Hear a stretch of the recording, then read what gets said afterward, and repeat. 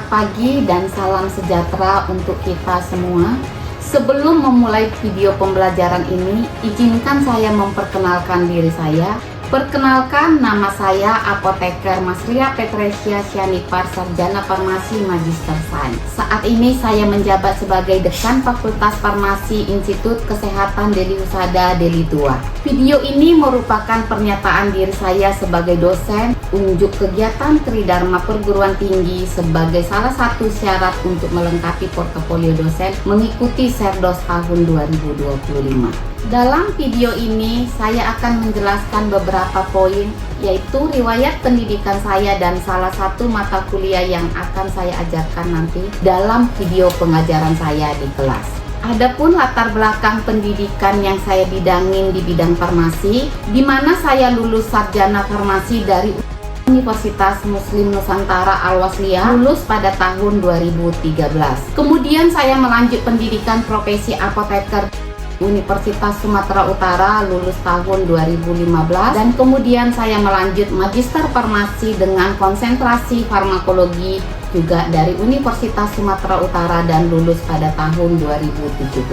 Menjadi dosen merupakan salah satu wujud dari aspirasi akademik saya, karena melalui profesi ini saya dapat mengaplikasikan dan mengembangkan ilmu pengetahuan yang telah diperoleh secara lebih luas dan lebih berdampak. Peran sebagai dosen tidak hanya memungkinkan saya untuk berkontribusi dalam proses pendidikan dan pengembangan sumber daya manusia, tetapi juga mendorong saya untuk terus meningkatkan kompetensi diri serta memperbaharui pengetahuan serta terlibat aktif dalam kegiatan penelitian dan pengabdian kepada masyarakat. Selama menjadi dosen, dalam melaksanakan Tridharma Perguruan Tinggi di bidang pengajaran yang saya ngampu, beberapa mata kuliah diantaranya adalah farmakoterapi kardiovaskular, farmakologi dan toksikologi, farmasi komunitas, farmakoterapi gangguan endokrin dan ginekologi, serta beberapa mata kuliah lain yang relevan dalam bidang ilmu dan pendidikan saya. Dalam video pembelajaran kali ini, saya akan menjelaskan salah satu mata kuliah yang saya ampu, yaitu farmakoterapi kardiovaskular yang diberikan pada mahasiswa semester 6 program studi sarjana farmasi dengan bobot 3 SKS dan ditempuh dalam 16 kali pertemuan, yakni setelah mempelajari mata kuliah ini diharapkan mahasiswa memiliki ataupun memahami terkait dengan farmakoterapi kardiovaskular. Dalam mata kuliah ini ada beberapa materi pokok yang akan dibahas pada tiap pertemuan, yaitu yang pertama membahas terkait anatomi dan fisiologi jantung. Yang kedua, membahas patofisiologi dan tata laksana terapi hipertensi. Kemudian dilanjut di pertemuan selanjutnya patofisiologi dan tata laksana terapi hiperlipidemia. Kemudian dilanjut patofisiologi dan tata laksana gangguan keseimbangan asam basa. Kemudian di pertemuan selanjutnya dibahas lagi terkait patofisiologi dan tata laksana gangguan keseimbangan elektrolit. Kemudian dilanjut dengan topik patofisiologi dan tata laksana penyakit jantung iskemik. Yang ketujuh, patofisiologi dan tata laksana penyakit infak jantung. Kemudian patofisiologi dan tata laksana penyakit gagal jantung. Pertemuan ke-9 membahas terkait patofisiologi dan tata laksana penyakit aritmia. Kemudian di pertemuan selanjutnya akan membahas terkait anatomi fisiologi ginjal. Kemudian dilanjut dengan membahas patofisiologi dan tata laksana penyakit gangguan ginjal akut. Dilanjut dengan pembahasan terkait penyakit glomerulus-kritis. Inilah topik-topik yang akan nanti dibahas di 16 kali pertemuan. Setelah mempelajari mata kuliah ini, diharapkan mahasiswa dapat menjelaskan terkait patofisiologi jantung dan tata laksana terapi hipertensi apapun yang dikatakan dengan kardiovaskular. Selama mengajar, saya tentunya memiliki beberapa alat bantu atau pendukung untuk melancarkan perkuliahan saya di kelas. Salah satunya adalah kontrak perkuliahan dan RPS. Rancangan tugas perkuliahan, setiap pertemuan pertama saya akan menjelaskan kontrak perkuliahan kepada mahasiswa. Kontrak ini berisi rambu-rambu yang harus dipatuhi oleh mahasiswa selama perkuliahan. Selain itu juga saya menyampaikan RPS kepada mahasiswa agar mereka tahu gambaran materi-materi yang akan dipelajari selama 1 semester ke depan tentang mata kuliah farmakoterapi dan kardiovaskular. Sehingga mahasiswa juga bisa mulai mencari tahu sendiri di rumah terkait apa yang akan dipelajari pada pertemuan-pertemuan selanjutnya. Dalam pengajaran ini, saya menggunakan buku-buku ataupun literatur ataupun textbook sebagai bahan acuan sangatlah penting. Karena itu, untuk mata kuliah farmakoterapi kardiovaskular ini saya menggunakan beberapa referensi sebagai sumber belajar, yaitu dari buku Parjung, dari buku Bruton, Dipiro, dari buku Neal, kemudian dari buku Farmakope Indonesia edisi ke-6, dari buku Gunawan, kemudian saya ambil juga terkait dari buku ISO, DOI, MIPS yang terbaru, serta dari jurnal nasional dan internasional yang relevan dalam materi pembelajaran. Perangkat pembelajaran ataupun metode-metode pembelajaran yang digunakan dalam mata kuliah ini ada disingkat dengan 3 huruf, yaitu DIE, singkatan dari Delivery, Interaction, dan Assessment. Metode yang saya gunakan tentunya berbeda-beda, menyesuaikan dengan materi yang saya sampaikan, capaian pembelajaran, dan tentunya menyesuaikan dengan kondisi peserta didik. Yang pertama, delivery, ataupun sering dikatakan penyampaian materi. Dalam penyampaian ataupun delivery ini, materi selama tatap muka di kelas, saya menggunakan metode berupa PowerPoint ataupun slide presentasi. Slide presentasi yang saya buat, saya upayakan berisi informasi yang runut dan jelas tentang materi yang diajarkan. Penyampaian materi di kelas biasanya saya awalin dengan metode ceramah, di mana saya menjelaskan kepada mahasiswa tentang materi yang dipelajari. Kemudian saya memberikan contoh-contoh nyata yang ada di sekitar dan di dekat keseharian.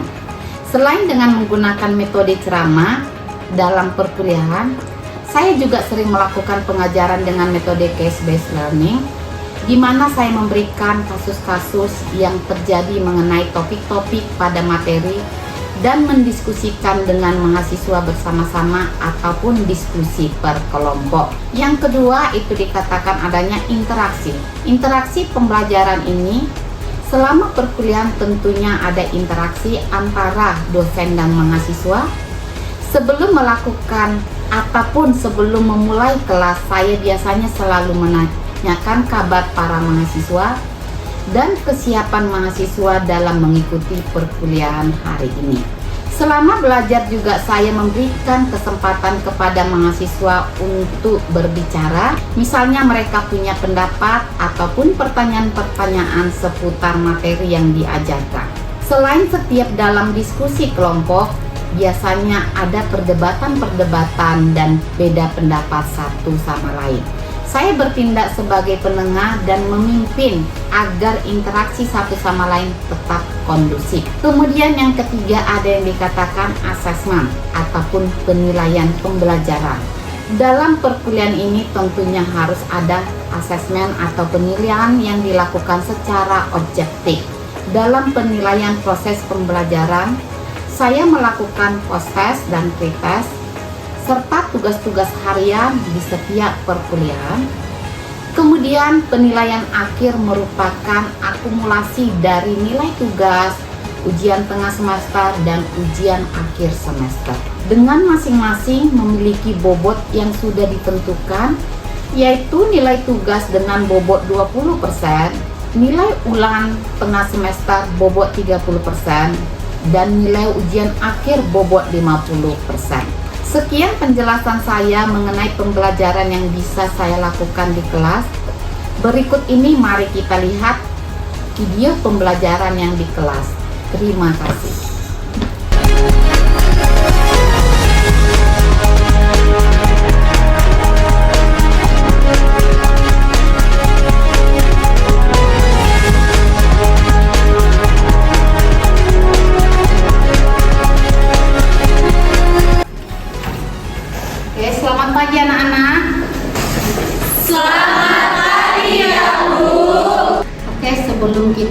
memulai topik kita di pagi hari ini, alangkah baiknya kita sebelum memulai aktivitas kita berdoa dulu.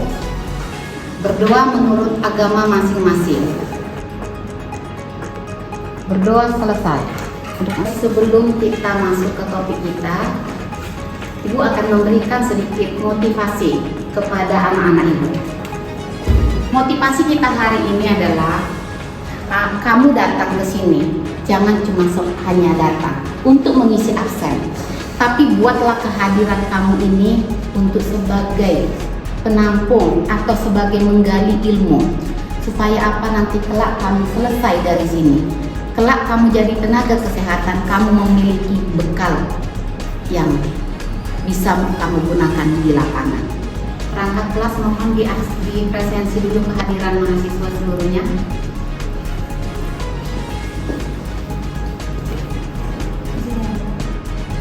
Adelia, Adelia, hadir teman. Oke, untuk hari ini kita akan masuk ke topik kita yang ketiga. Di minggu lalu kita sudah membahas terkait dengan farmakoterapi kardiovaskular. Di topik kedua, apakah masih ada yang mengingat terkait apa kita pada saat di minggu lalu? Siapa yang ingat? Saya, Bu. Oke, silakan kamu. Saya, Bu. Izin menjawab ya, Bu. Perkenalkan, nama saya Indra Saputra semua orang. Jadi materi yang kita bahas minggu lalu tentang terkait hipertensi, Bu. Terima kasih ya, Bu. Oke, kita berikan aplaus untuk Aki. Untuk pertemuan kita yang ketiga, kita akan membahas terkait dengan hiperlipidemia. Sebelumnya juga Ibu sudah membagikan topik-topik apa yang akan kita bahas di satu semester ini. Oke, kita akan masuk ke topik kita. Yang pertama adalah tujuan. Tujuan daripada kita mempelajari terkait hiperlipidemia ini adalah yang pertama, mahasiswa mampu untuk menganalisa nanti apa pengobatan-pengobatan yang akan digunakan untuk hiperlipidemia ini. Kemudian mampu mengetahui apa yang dikatakan mekanisme pengobatan daripada hiperlipidemia ini. Kemudian definisi hiperlipidemia itu. Hiperlipidemia adalah suatu kondisi medis yang ditandai dengan peningkatnya kadar lemak di dalam darah, atau seperti sering kita dengar adalah kolesterol. Kolesterol total, kolesterol LDL, kolesterol HDL, dan dikatakan satu lagi adalah trigliserida. Peningkatan lipid ini menjadi salah satu faktor resiko utama terjadinya aterosklerosis ataupun terjadinya plak di dalam pembuluh darah, yaitu penumpukan plak lemak pada dinding pembuluh darah yang dapat menyebabkan terjadinya jantung koroner. Kemudian untuk hiperlipidemia ini dapat dilakukan dengan dua pendekatan. Yang pertama itu berdasarkan sistem Fredrickson, dan satu lagi dikatakan berdasarkan profil lipid pada pasien. Klasifikasi menurut Fredrickson itu dibagi atas 5 bagian, atau sering dikatakan adanya tipe, ada 5 tipe. Yang pertama itu tipe yang pertama. Ini sering dikatakan adalah hiperkilomikronemia, atau ini yang sering diperoleh dari bawaan lahir ataupun dikatakan genetik. Ini untuk yang tipe yang pertama. Untuk tipe yang kedua, ini sering merupakan suatu penyakit keturunan yang mempercepat terjadinya aterosklerosis, ataupun tadi sering kita katakan apa? Plak. Penumpukan plak di pembuluh darah. Dan ini biasanya bisa mengakibatkan sampai kita kematian. Dan yang paling sering terjadi adalah serangan jantung. Kemudian ada yang dikatakan kelas 3 ataupun tipe ketiga. Ini penyakit keturunan yang jarang terjadi. yang menyebabkan tingginya kadar kolesterol, VLDL, dan trigliserida. Ya. Kemudian yang keempat, adanya dikatakan penyakit umum yang sering menyerang beberapa anggota keluarga dan menyebabkan tingginya kadar trigliseridanya. Ya, yang keempat ini adalah apa? Tingginya kadar trigliserida. Kemudian yang kelima, ini penyakit tetap keturunan yang jarang terjadi, di mana tubuh tidak mampu melakukan metabolisme dan membuang kelebihan trigliserida dari tubuh. Yang kedua adalah hipertrigliseremia ataupun trigliseridanya meningkat. Kemudian yang ketiga, dislipidemia campuran. Apa itu yang dikatakan campuran? LDL dan trigliseridanya sama-sama meningkat, sering disertai HDL-nya jadi menurun. Ya, seperti ini. Patofisiologi, kita masuk ke dalam patofisiologinya. Kalau dilihat dari gambar ini.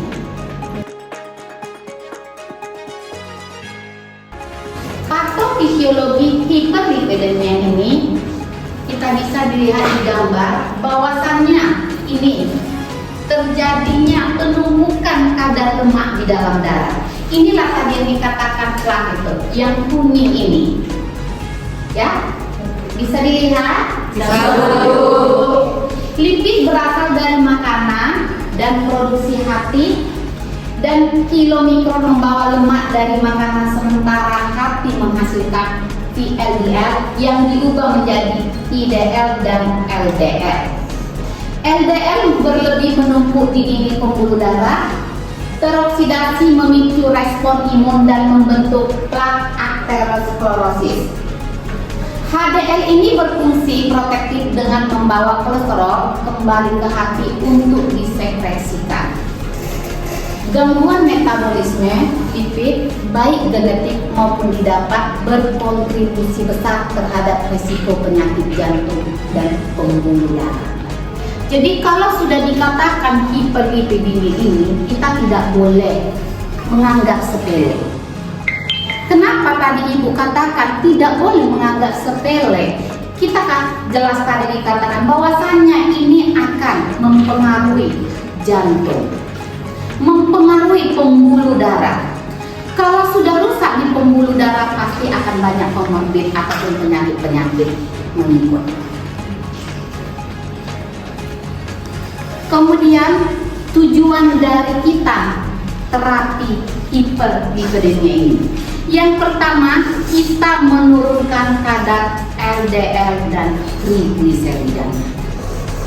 Kemudian yang kedua, tujuannya lagi, tujuan terapi kita harus meninggikan kadar HDL-nya. Kemudian apalagi mencegah terjadinya komplikasi. Ya, ini tadi yang sudah saya sampaikan pada saat di slide yang sebelumnya, bahwasannya hiperlipidemia ini mempengaruhi pembuluh darah. Secara garis besar, lipid itu ada terbagi 3. Kalau kalian tadi memahami di slide yang pertama juga sudah Ibu jelaskan, ada 3 komponen lipid. Ada yang tahu apa yang ketiganya? Saya Oke, silakan. Nama saya Margareta Siregar. Di mana jenis lemak itu ada 3, yaitu LDL dan HDL dan trigliserida. Di mana LDL itu adalah kolesterol jahat, HDL itu adalah kolesterol baik, dan trigliserida itu sumber energi, Bu. Terima kasih, Bu. Terima kasih, kita berikan aplaus untuk Mas Gareth.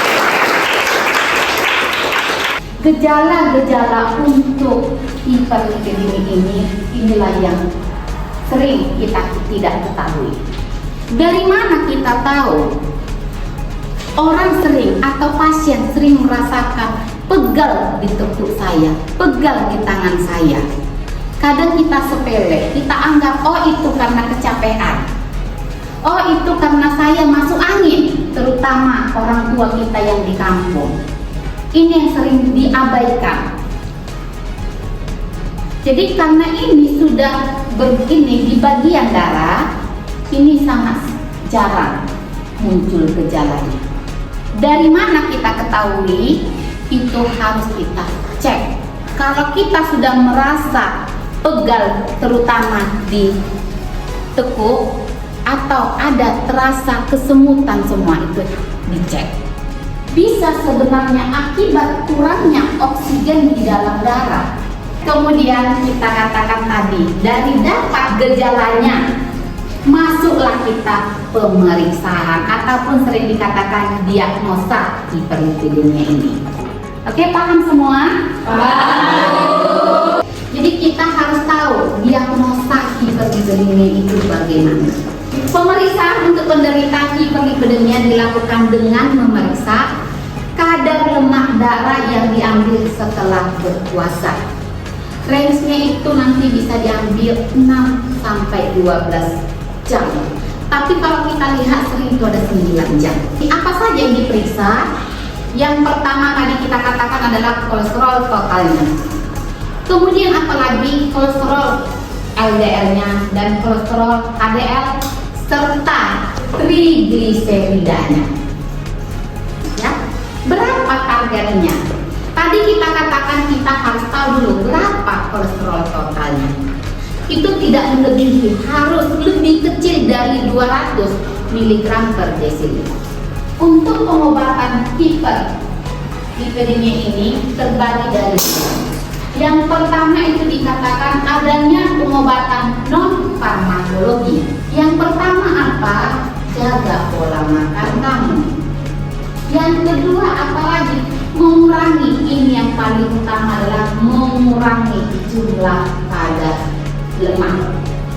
Ya. Kemudian perbanyak mengkonsumsi makanan yang berserat. Kemudian bagaimana mengurangi berat badan jika mengalami obesitas. Kemudian apalagi rutin melakukan aktivitas olahraga.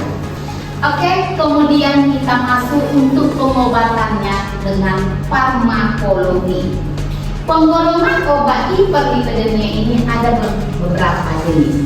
Yang pertama itu adalah golongan statin. Golongan statin inilah lini pertama dalam pengobatan hiperlipidemia ini. Ini bekerja untuk menurunkan produksi kolesterol yang memicu peningkatan reseptor LDL di hati, sehingga meningkatkan pengambilan kolesterol LDL dari darah. Salah satu contohnya ini adalah nama obat dari golongan statin adalah simvastatin, apalagi atorvastatin, kemudian berarti yang ada tak ini di belakang apa? Statin. Tapi pada saat ini hati-hati penggunaannya, pasti ada efek samping kalau berlebih. Oke, yang pertama itu sering terjadi nyeri otot. Kemudian peningkatan enzim di hati. Yang kedua ada golongan fibrat. Golongan fibrat ini mekanisme kerjanya adalah meningkatkan oksidasi asam lemak dan menurunkan kadar trigliserida. Ya. Ini salah satu contohnya adalah fenofibrat. Kemudian ada yang tahu lagi contoh golongannya? Fibrocilnya, ya, inilah yang sering digunakan. Kemudian ada yang dikatakan niacin, golongan asam nikotinat. Ya, golongan asam nikotinat ini dia mekanisme kerjanya menghambat pelepasan asam lemak bebas dari jaringan adiposa dan menurunkan produksi dari VLDL-nya. Ya, inilah tugas dari si ini, mekanisme kerja dari si asam nikotina ini. Kemudian yang keempat, adanya pengikat asam empedu. Bagaimana mekanisme kerjanya ini? Dia mengikat asam empedu di usus. Ya, mengikat asam empedu di usus sehingga mencegah penyerapan kembali asam empedu itu. Dan akan mengakibatkan penurunan juga kadar LDL-nya. Kemudian apa efek sampingnya yang sering ditimbulkan? Kalau kita lihat tadi, yang sering ditimbulkan itu ada kemerahan kulit, tapi kalau di pengikat asam empedu ini, efek sampingnya yang paling sering adalah terjadi konstipasi. Ada yang tahu apa itu konstipasi? Gangguan di pencernaan ya, gangguan di pencernaan. Oke, dari hasil pembahasan kita ini bisa kita ambil kesimpulannya bahwasanya hiperlipidemia itu adalah kondisi umum namun sangat penting dalam pencegahan penyakit kardiovaskular. Ya, ini sangat penting pada pencegahan kardiovaskular. Kemudian apalagi manajemen yang tepat dalam melibatkan kombinasi perubahan gaya hidup dan konsep farmakologi. Yang pertama itu adalah kita lakukan prioritas gaya hidup. Dari kesimpulan kita yang pertama itu adalah prioritas gaya hidup. Kemudian apalagi adanya terapi penggunaan obat farmakologinya. Apa terapinya? Tadi kita sudah jelaskan. Terapi mana? Selalu kita utamakan lini pertama dulu yang diberikan. Lini pertama yang diberikan adalah golongan statin. Kemudian apalagi yang paling penting, kita sudah melakukan pengobatan, monitoring. Untuk memonitoring ini apa yang perlu kita lakukan? Lakukan cek berkala. Ya, kita lakukan cek berkala. Inilah dengan pendekatan yang komprehensif dan pemantauan yang cermat, resiko penyakit kardiovaskular dapat kita minimalisasi atau dapat kita cegah sehingga meningkatnya kualitas hidup dari si pasien. Untuk pertemuan kali ini kita selesaikan sampai sini. Sebelum kita tutup, biar makin semangat nanti kuliahnya, ke pertemuan berikutnya kita adakan dulu ya. Siapa kita? Mahasiswa farmasi. Belajar apa kita? Hiperlipidemia. Lemak tinggi, waspada selalu. Gaya hidup sehat, kami hidup. Sehat dan bangsa lawan hiperlipidemia.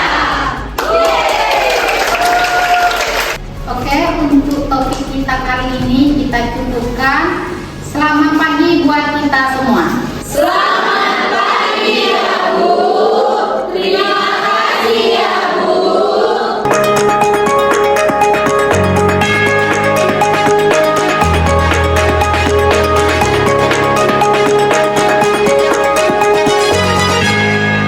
Demikian video materi pembelajaran di kelas dengan topik hiperlipidemia. Semoga bermanfaat dan saya ucapkan terima kasih.